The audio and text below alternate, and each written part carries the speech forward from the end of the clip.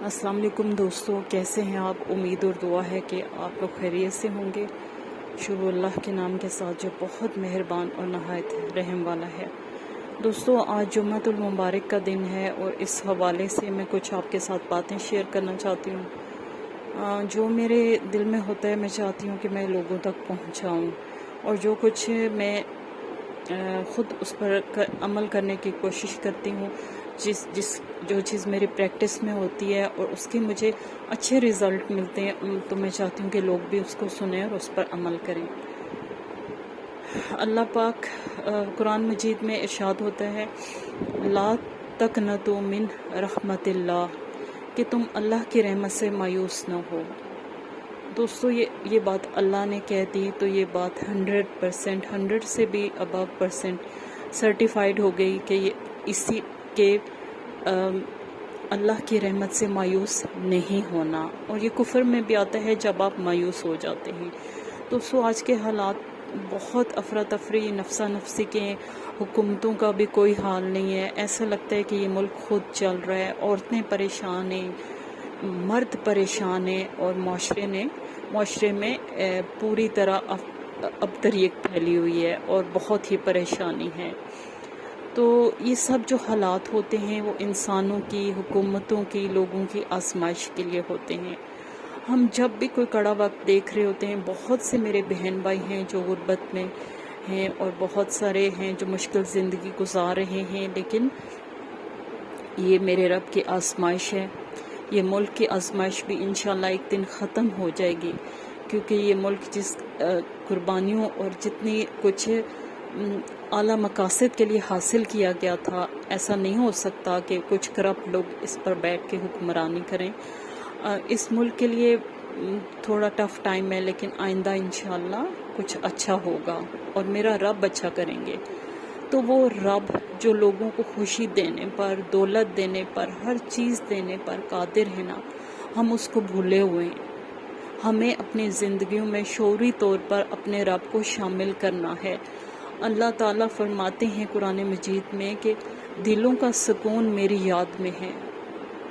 तो अल्लाह ने ये बात फरमा दी तो 100% ये हो गई।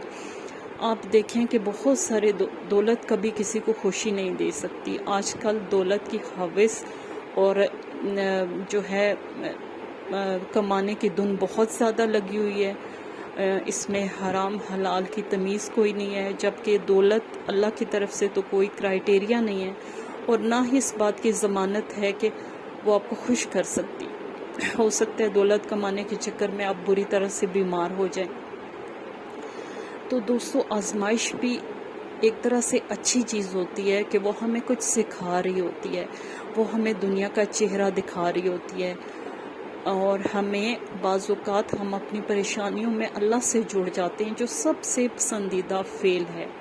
अल्लाह ताला फरमाते हैं कि जिसके साथ मैं भलाई का इरादा करता हूँ उसे दीन की समझ बूझ अता करता हूँ। आप सोचें कि वो ज़िंदगी किस कदर यूज़लेस है, चाहे वो किसी अमीर की है या किसी मिलियन टिलियंस वाले की है, वो कितनी बेकार है जिसमें उसका रब शामिल नहीं है। वो दौलत का ढेर, वो आसाइशें, वो हर तरह की अयाशी क्या उसे सुकून दे सकती है। तो मैं अपनी तरह की ख़वातीन से मेरा ज़्यादातर यही होता है कि वो लोग अपनी ज़िंदगी में अपने रब को अपनी ज़िंदगी में शामिल करें, उसके साथ जुड़े रहें, उसके साथ एक ताल्लुक़ बनाएं कि जब किसी दिन आप पर परेशानी आए ना, तो आप उठें और कहें कि आज मेरा दिल बहुत तंग है, मैं बहुत परेशान हूँ। तो आप बैठ जाएं और अपने रब से बात करें और आपको बहुत सुकून आएगा। अपना मसला उससे कहें। कोई माँ, कोई बहन, कोई भाई आपके इतने करीब नहीं है जितना आपका रब आपके करीब है, और जो इतना करीब है वो हमेशा मुंतज़िर रहता है कि आप उसके बारे में सोचें, आप उस पर गौर करें, आप उसके लिए कुछ करें। तो हमारा काम है कि क्या हम उसे इंतज़ार की ही हालत में छोड़े रखेंगे टिल डेथ, जब तक हमारी मौत का वक्त नहीं आ जाता। हमें अपने रब के लिए टाइम निकालना होगा। हमें अपने सुकून और अपनी खुशी के लिए, अपने सुकून और अपनी खुशी के लिए, मैं 3 दफ़ा भी इस बात को रिपीट करती हूँ कि अपने सुकून और अपनी खुशी के लिए हमें रब की तरफ रुजू करना होगा اس کی طرف رجوع کیے بغیر ہم دنیا کی کوئی نعمت نہیں پا سکتے. اور پریشانی وہ کہتے ہیں نا سیر سے سوا سیر ہو جائے گی، اس کے حل کے بارے میں سوچیں گے اور پینک ہو جائیں گے، کیونکہ ہماری آزمائش ہو رہی ہے، ہمارے پاس اس کا حل نہیں ہے، اس کا حل اللہ کے پاس ہے.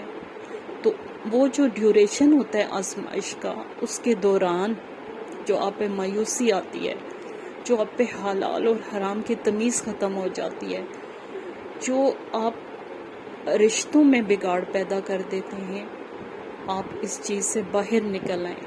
آپ صرف اتنا سوچ لیں کہ ماں جو بہت پیارا اور قیمتی رشتہ ہوتا ہے، وہ آپ کی پریشانی کے وقت آپ کے لیے کچھ نہیں کر سکتی. یقین مانیں، صرف میرا رب ہے